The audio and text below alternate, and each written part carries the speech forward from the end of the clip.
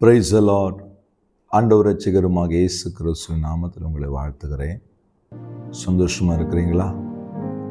இன்றைக்கு ஒரு தேவ ஆலோசனையோடு கூட கர்த்தர் உங்களோடு பேச போகிறார்.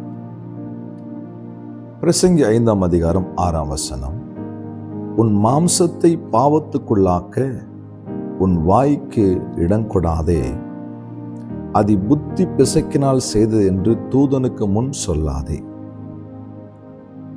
இந்த வார்த்தையை நீங்க முழுசா வீட்டில் வாசித்து பாருங்க. உன் மாம்சத்தை பாவத்துக்குள்ளாக்க, உன் சரீரத்தை பாவத்துக்குள்ளாக்க உன் வாய்க்கு இடம் கூடாது. மரணமும் ஜீவனும் நாவின் அதிகாரத்தில் இருக்கிறது என்று பைபிள் சொல்லுதுங்க. அவனவன் தன் வாயின் பலனை புசிப்பான். என் அன்பு தேவ பிள்ளைகளே, நமக்கு வரப்போகிற அநேக ஆசீர்வாதங்கள், வரவேண்டிய அநேக ஆசீர்வாதங்கள் தடைப்பட்டு போனதற்கு நம்முடைய வாய் காரணம். வேடிக்கை எல்லாரும் சொல்லுவாங்க, பார்த்துருக்கீங்களா? உன் வாயாலே கெட்டு போச்சு, உன் வாயாலே எல்லாத்தையும் கெடுத்துக்கணே. நல்லா கவனிங்களேன். தேவன் நமக்கு செய்ய நினைத்ததை செய்ய முடியாதபடி நம்ம சொல்றோம், பிசாசு தடுத்துட்டாங்க.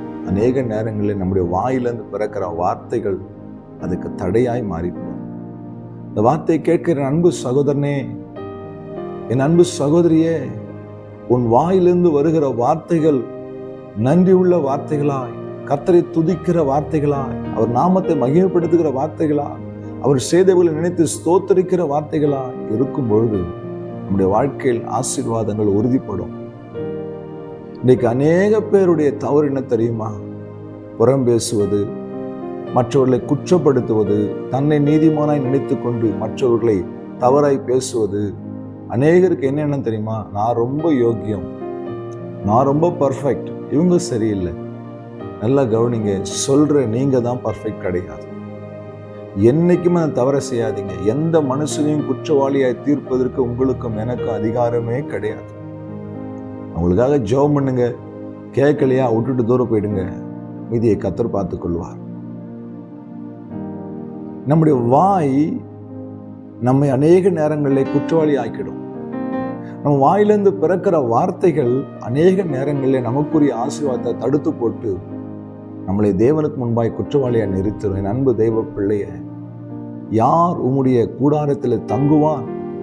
யார் உம்முடைய பரிசுத்த ஸ்தலத்தில் வாசம் பண்ணுவான்? உத்தமன நடந்த நீதியை நடப்பிக்கிறவன் சொல்லிட்டு சொல்றாரு, மனதார சத்தியத்தை பேசுகிறவன், தன் வாயினாலே புறங்கூறாமலும் தன் அயலான் மேல் சொல்லப்படும் நெந்தியான பேச்சை எடுக்காமலும் இருக்கிறவன். தன் வாயினாலே புறங்கூறாத ஒரு மனிதன் மாத்திரம்தான் தேவனுடைய கூடாரத்துக்குள்ளே பிரவேசிக்க முடியும், அவருடைய பர்வதத்துக்குள்ளே வாசம் பண்ண முடியும் என்று வேதம் தெளிவாய் சொல்லுகிறது. தயவுசெய்து புறம் பேசாதீங்க, குற்றப்படுத்தாதீங்க, குறை சொல்லாதீங்க, முறுமுறுக்காதீங்க. இஸ்ரவேல் ஜனங்கள் முறுமுறுத்த போதெல்லாம் தேவனுடைய கோபம் இறங்கி வந்தது. கர்த்தர் கொடுத்தார், கர்த்தர் எடுத்தார். கர்த்தருடைய நாமத்துக்கு ஸ்தோத்திரம். எல்லாவற்றுக்கும் ஸ்தோத்திரம் பண்ண கற்றுக்கொள்ளுங்கள், எல்லாவற்றுக்கும் துதிக்க கற்றுக்கொள்ளுங்கள். கர்த்தர் உங்கள் வாழ்க்கையை மாற்றுவார், ஆசீர்வதிப்பார். கொடுக்கும்போது கர்த்தரை துதிப்பதும், தடுமாற்றங்களும் சோர்வுகளும் இழப்புகளும் வரும்போது முறுமுறுப்பதும் தேவனுடைய பிள்ளைகளுக்கு அழகல்ல. எந்த நிலைமையிலும் மனரமியமா இருக்க கற்றுக்கொண்டேன் என்று பவுல் சொல்லுகிறாரே. நீங்களும் நானும் எப்படி இருக்கணும்? ஆனா மாம்சம் அதுக்கு எதிராக போராடும். ஆனா இந்த வாய் இந்த மாம்சத்தை பாவத்துக்குள்ளா தள்ளிட்டு தேவனுக்கு முன்பாய் நம்மளை கொண்டு போய் பாவிகளாய், குற்றவாளிகளாய், தேவனுடைய கோபத்திற்கு ஆளாகிற பிள்ளைகளாய் நிறுத்திடும். துதிக்கிற வாயில என்றைக்கு சபிக்கிற வார்த்தை வரக்கூடாது. ஒரே ஒரு ஊற்று தண்ணீர்ல இருந்து கசப்பானதும் இனிமையான தண்ணீரும் வராதுங்க. இந்த வார்த்தை கேட்க அன்பு தேவ பிள்ளையே, வாய்க்கு காவல் வைங்க, வாய்க்கு காவல் வைங்க. வாயின் வார்த்தைகளை குறித்து தேவனுக்கு கணக்கு ஒப்புவிக்க வேண்டும். ஜாக்கிரதையா இருங்க. கர்த்தர் உங்களை ஆசீர்வதிக்கட்டும். உங்கள் வாய் துதிப்பதற்காக பயன்படுத்துங்க, ஜெபிப்பதற்காக பயன்படுத்துங்க. கர்த்தரிடத்தில் நன்மையை பெற்றுக்கொள்ளும் நிச்சயத்தோடு கூட ஜெபம் பண்ணுங்க. கர்த்தர் அற்புதம் செய்யும். ஜெபிக்கலாமா? அன்பும் இரக்கமுள்ள ஆண்டவரே, வாயிலிருந்து புறப்படுகிற வார்த்தைகள் எந்த நிலைமையிலும் உமக்கு முன்பாக என்னை குற்றவாளியாய் நிறுத்தாதபடி என் வாய்க்கு காவல் வையும். வார்த்தைகளை ஆண்டவரை கவனமாய் பிரயோகிக்க உதவி செய்யும். செய்தீர், நன்றி. இயேசு கிறிஸ்துவின் நாமத்தில் பிதாவே, ஆமென். ஹல்லேலூயா. God bless you.